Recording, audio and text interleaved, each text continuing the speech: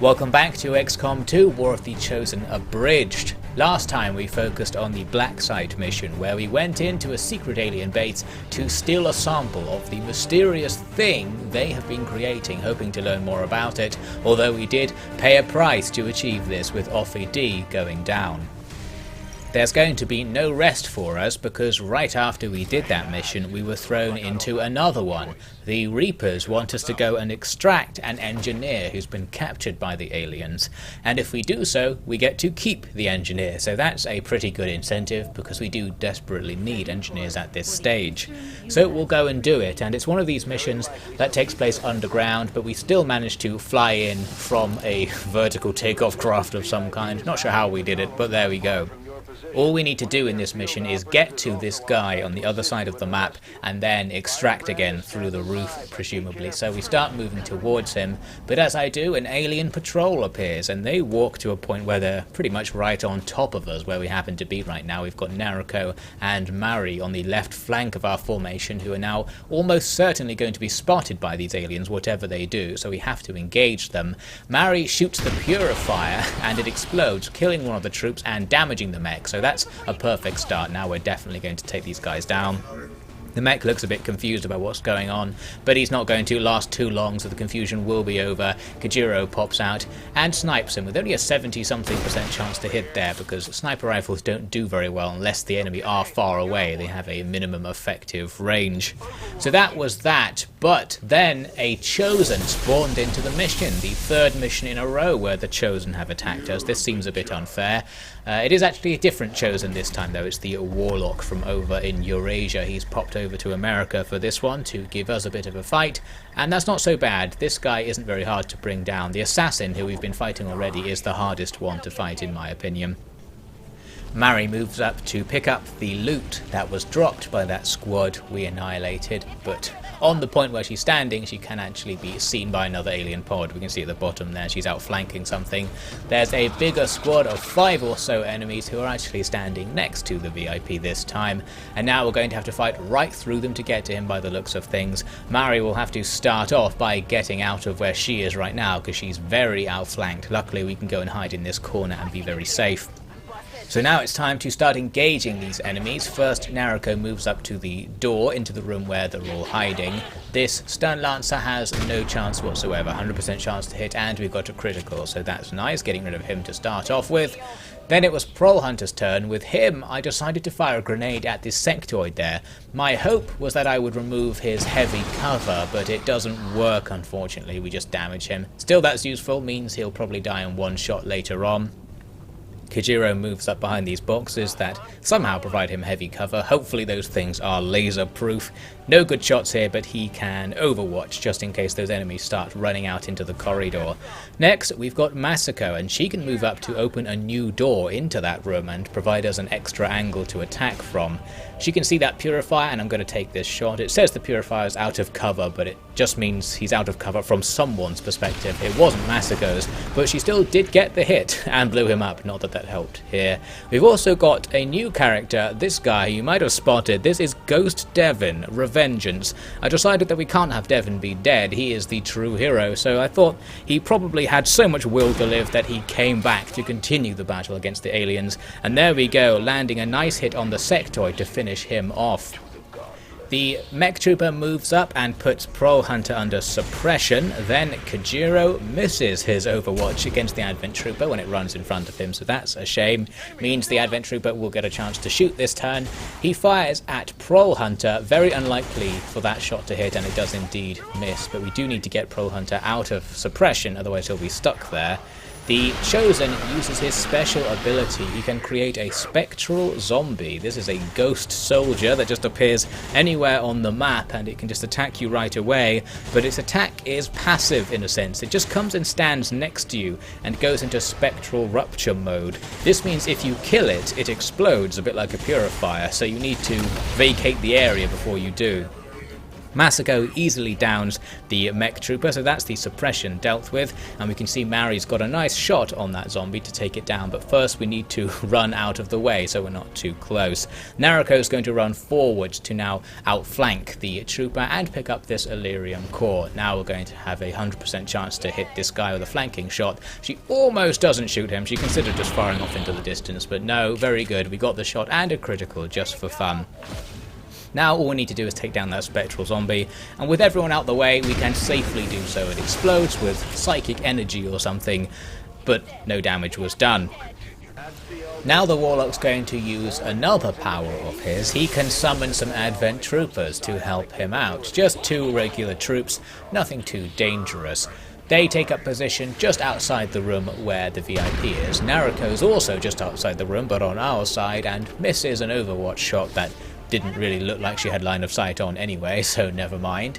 The Warlock now moves to be right next to Naruko and then uses Mind Scorch. A psychic attack is going right across the map to attack Masako here, but she has nerves of steel and doesn't appear to react in any way, so her mind was not scorchable it seems. That's good news. And the even better news is that with the Warlock right next to our squad, we can easily put guys into heavy cover and have an outflanking shot. So Mari is the first to do so, taking off half the guy's health.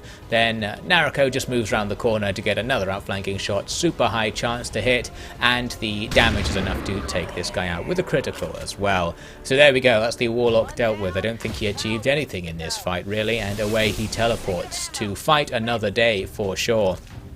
Now Prole Hunter moves up to kill the trooper nearest to Naruko, leaving just 1 trooper left. That trooper actually gets a shot through 2 windows onto Masako and scores a hit. She almost dies, down to 1 health, but just about gets away with it there. Naruko throws a grenade forwards to deal with that trooper, and with that done, we now just need to go into the room with the VIP and tell him to get his act together and try to actually leave the area.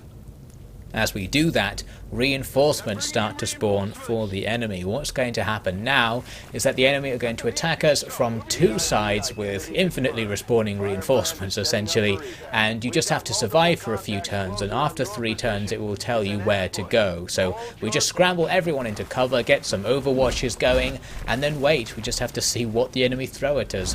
It's mostly just regular troopers. There's a sectoid in the first group, but it is just a load of their lowest quality troops, so that is good news I suppose. Now our overwatches will start coming into effect. We blast 1 guy here with Prole Hunter, and also keep in mind that reinforcement troops can't attack you on their first turn, so while they're running about right next to us very dangerously, we still have another turn after these overwatches to try and thin them out. Even more revenge there for GhostDevin as he cuts down a trooper. Then this other squad goes into cover. Mari takes an overwatch shot and misses it. Very awkward, but at least the enemy's right in front of us, so we'll almost certainly be able to take them down soon. Naruko's just outside. She can also take an overwatch shot, and she is more reliable. Down goes that enemy troop. So we are sort of surrounded, but the quality of the enemy is low, and we have plenty of operatives to attack back with. Naruko blows up a nearby enemy with a grenade to start things off.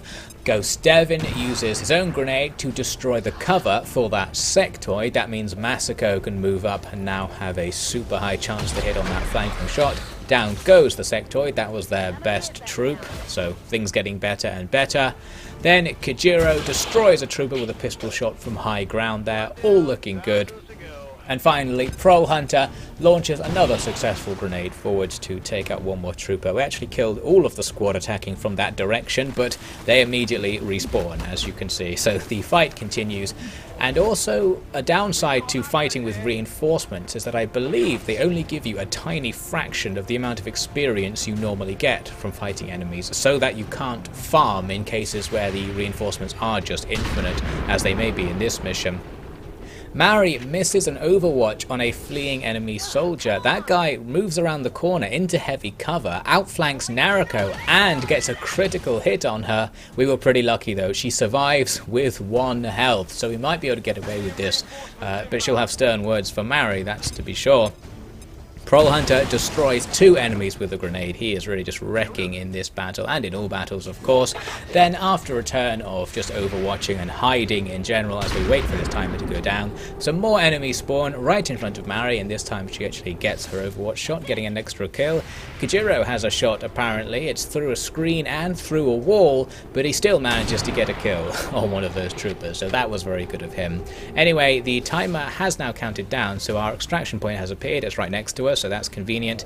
And first we move the VIP out of here so he is safe for now. That means we'll have our engineer. It's just a question of how many of our operatives can we also extract. Hopefully all of them. The game's claiming that we're being overwhelmed by reinforcements, but really these troopers don't pose much of a threat. So as we fall back towards the extraction point, we pretty much annihilated everything, just killing all troopers, whoever came into any sort of line of sight. And I don't think the enemy even fired at us throughout all of this, they never got a shot.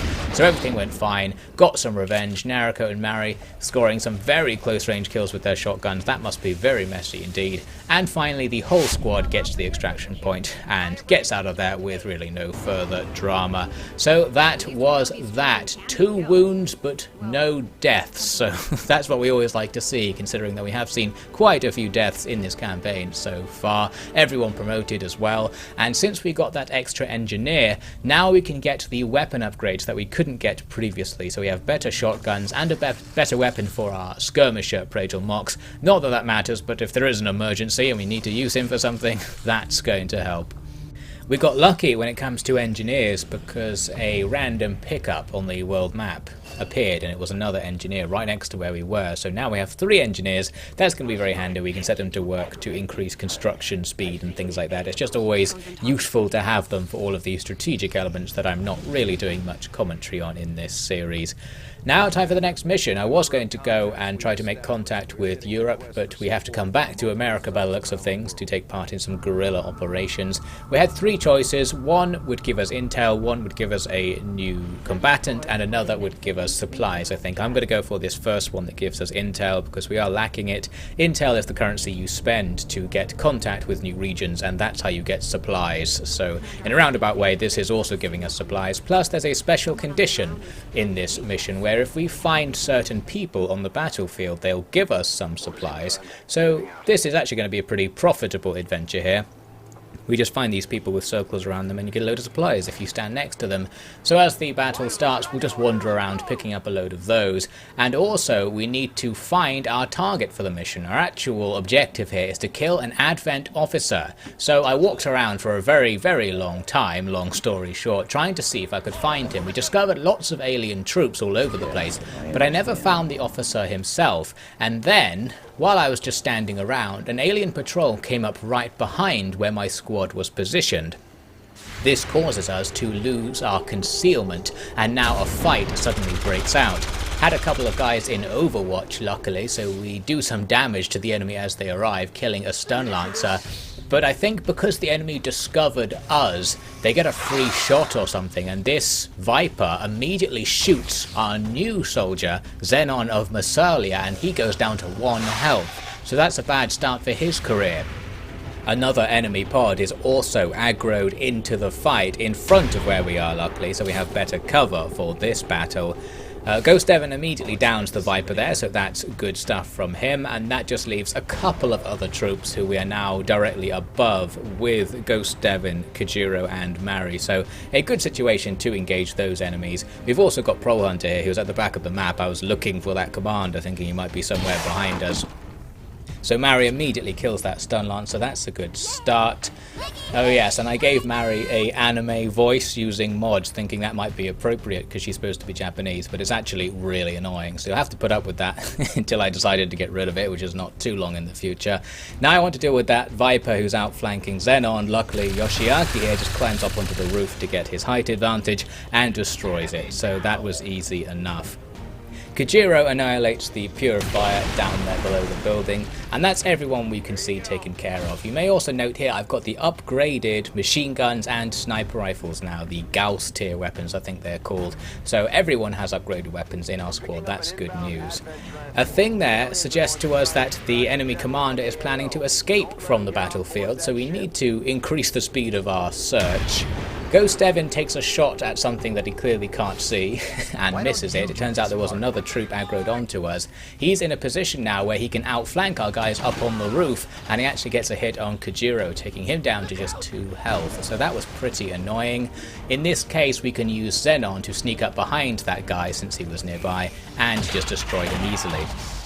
So now that the battle music has gone away, it tells us that we actually have killed all the enemies that are aggroed onto us at the moment, so that's a good clue. Now we just need to advance towards that extraction point that's appeared, because we know the enemy commander is going to go towards it, so I thought we might as well set up an ambush here effectively. We'll just wait for him to show up, and a few turns later, there he is, just strolling casually down the street. I don't think he hears the battle going on just 1 block away at the moment. So now we've identified who he is, and we can go after him. But discovering him also aggroes in some other enemies over here, who I guess were his pod that he just abandoned to go for the extraction point or something. Killing that enemy officer needs to be our priority though. First we launch a grenade forwards using Yoshiaki, and that not only damages the enemy officer but destroys his cover. That's what we're always looking for. Now someone should have an easy hit. We need to reposition up here on the roof since the enemy are coming from our left. We need to avoid being outflanked. Mary moves up to take a shot at that Advent officer, but misses it. She is outside of the effective range of a shotgun, so she had a lower than usual chance to hit there. We do have Pro Hunter in the area though, and he can potentially take a shot. As long as this officer doesn't own any means of production, he should go down, and it looks like that is the case, so there we go. Mission accomplished, although not really, because while we are here to kill the officer, the game then just cheekily says, well, we better kill everyone else in case they recover the body, so we can't do this guerrilla style and just get out of here now the damage is done. We still have to fight everyone else, so now it's time for that. Moving Xenon up to some heavy cover here, where he can get some eyes on those enemies in the distance. He takes a shot and annihilates a stun lancer. That is always good news, since that stun lancer probably would have been in attack range for him right there. Then more enemies just stumble into the fight effectively. It's a priest, a stun lancer and a troop by the looks of things, adding to those generals' guards. The purifier there moves up and starts to purify the area around Xenon, but it doesn't destroy any major cover there, so that's still looking good. Then another stun lancer appears, moves up, takes a shot at Xenon, but can't hit the heavy cover there, making that shot almost impossible, so that's all good. Now it's time for us to shoot back. Kojiro has a decent shot on an Advent trooper who started climbing up onto a roof, but he disappointingly misses that shot for us there. Then Yoshiaki shoots a grenade into the mix. That grenade destroys the cover near the priest, and I had hoped it would destroy the floor underneath that Advent trooper and kill him. Unfortunately, that didn't happen. However, the attack on the Advent Priest has left him out of cover. That means GhostDevin has a 100% chance to hit, and he criticals, so that prevents the Priest from using its stasis ability, so that went very well. Decided to move Xenon back because I thought he's very exposed out there at ground level on his own, so we'll put him in a more covered position. You can only see one enemy from here, but I'm not going to take that shot. In general, I don't like taking shots that aren't something like 70% chance to hit. Instead, I just use an Overwatch and wait for a better shot to come about.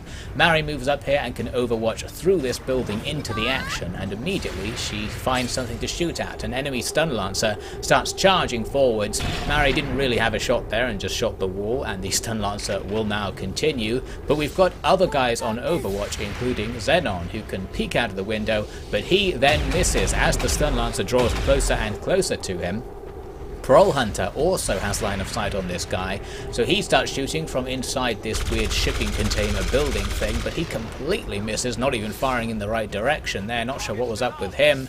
Then the stun lancer gets a hit through the wall on Xenon, taking him down to very low health once again. I did heal him from earlier, so he survived that blow, but he is now debuffed as well. A troop goes into Overwatch in that building, so we'll have to watch out for that, and a purifier continues purifying the area. Xenon is now very much on fire and potentially can't move there.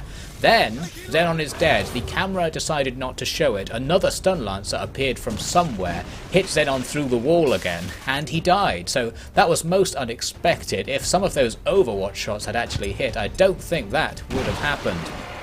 We get Yoshiaki to remove the Overwatch from that enemy trooper in that bar, so now we can move freely and we'll use our moves to clear things up.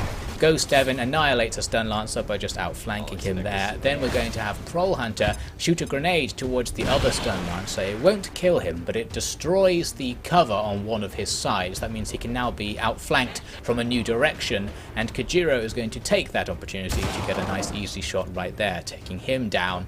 That left only the Purifier, who can't really damage us, so no worries, and Mary finally hits an Overwatch shot as the Purifier was running about, and that finally brings things to an end. Mission accomplished. And while things did go well overall, the loss of Xenon that felt so avoidable there has really soured it a little bit for us. We did get lots of promotion, so that's good news, and hopefully the death of that Advent officer will ruin their plans in some way. We'll use this poster to inspire people with Xenon's funky fashion choices to join the resistance. And now we just have to continue on. Who lives, who dies? Well, you'll have to find out in the next part.